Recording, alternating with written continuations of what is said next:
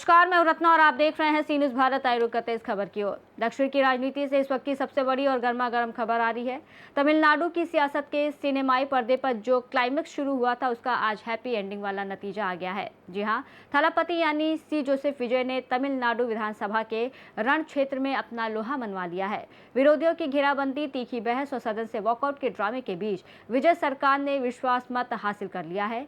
आज तमिलनाडु की विधानसभा में जो कुछ भी हुआ, उसने राज्य की राजनीति की दिशा और दशा हमेशा के लिए बदल दी है। क्या रही सदन के भीतर की हलचल, कैसे डीएमके के वॉकआउट ने विजय की राह आसान की और एआईएडीएमके के भीतर किस तरह की बगावत देखने को मिली, आइए आपको बताते हैं। There are so many jackals and other animals in the forest, but there will be only one lion. And even if it is single, it will be the king of jungle. It is not only a description, but also a clear declaration.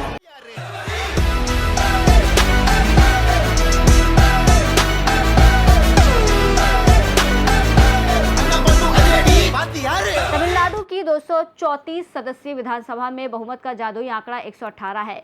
हालिया चुनाव में विजय की party TVK 108 सीटें जीतकर सबसे बड़ी party बनी थी। बुधवार को सदन में जब वोटिंग की घड़ी आई तो समीकरण पूरी तरह बदल चुके थे।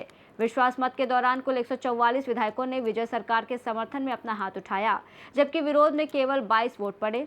इस प्रक्रिया में 5 विधायक अनुपस्थित रहे। विजय ने न केवल बहुमत साबित किया, बल्कि विपक्षी खेमे में ऐसी सेंध लगाई कि विरोधी देखते रह गए। आपको बता दें, विश्वास मत की कार्यवाही शुरू होते ही सदन का तापमान बढ़ गया। विपक्ष के नेता उदयनिधि स्टालिन ने विजय सरकार पर तीखे प्रहार किए। उन्होंने टीवीके पर विधायकों की खरीद फरोख्त का खुला आरोप लगाया। स्टालिन ने तंज कसते हुए कहा कि ये राज्य की राजनीति के लिए मजाक है कि नेता दल बदलने से पहले ही विधायकों को न्योता देने जा रहे हैं। वहीं बहस के दौरान तीखी नोकझोंक हुई और अंत में उदयनिधि के नेतृत्व में 59 सदस्यीय डीएमके ने सदन से वॉकआउट कर दिया। डीएमके के बाहर निकलते ही बहुमत का आंकड़ा गिरकर 88 रह गया, जिसने विजय की राह को कांटों के बजाय फूलों से भर दिया।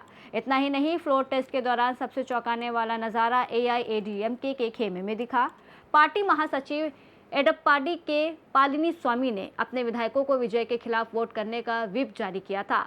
उन्होंने सदन में अपील की कि एमजीआर और जयललिता की विरासत को बचाने के लिए विजय को हराना जरूरी है, लेकिन सदन के भीतर कहानी कुछ और ही थी।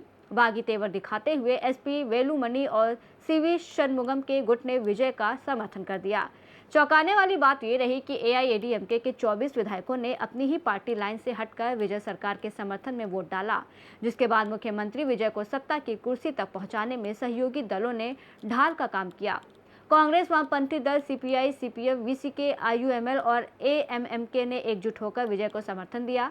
इन दलों का तर्क था कि वो राज्य में राष्ट्रपति शासन को रोकने और एक धर्मनिरपेक्ष सरकार बनाए रखने के लिए टीवीके के साथ खड़े हैं। वहीं एनडीए की सहयोगी पीएमके की विधायक सौम्या अंबुमणि ने सदन में सरकार को आड़े हाथों लिया। उन्होंने विजय द्वारा बीजेपी की बार बार आलोचना करने पर आपत्ति जताई और राज्य में अवैध शराब की बिक्री पर लगाम लगाने की मांग की। कुल मिलाकर तमिलनाडु की राजनीति में आज थलापति विजय का जादू सिर चढ़कर बोला। तमाम आरोपों, बगावत की सुरों और विपक्ष के बहिष्कार के बावजूद विजय ने साबित कर दिया कि उनके पास सदन का विश्वास है।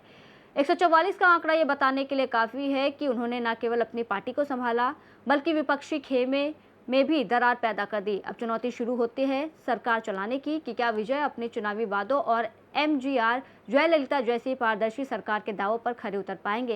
ये तो वक्त ही बताएगा, लेकिन फिलहाल के लिए खबर यही है कि तमिलनाडु में विजय का किला फतह हो चुका है और उनकी सरकार पूरी तरह स्थिर है। खास रिपोर्ट में इतना ही। देश और दुनिया की तमाम बड़ी खबरों के लिए देखते रहिए सी न्यूज़ भारत।